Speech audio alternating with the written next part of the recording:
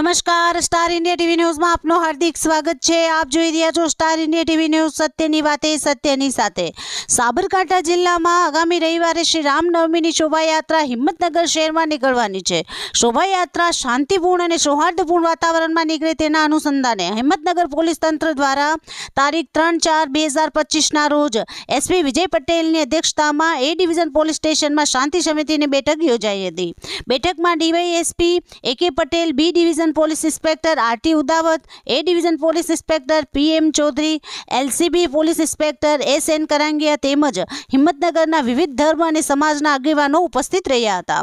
રામનવમી શોભાયાત્રા દરમિયાન શાંતિ સલામતી અને કાયદો વ્યવસ્થા જળવાઈ રહે તે માટે એસપી વિજય પટેલે સૂચનો પાઠવ્યા હતા। તમામ આગેવાનો સાથે ચર્ચા કરી હતી। Star India TV news Sabgadh reporter Shahabuddin Shiroya, જિલ્લા સાબરકાંઠા।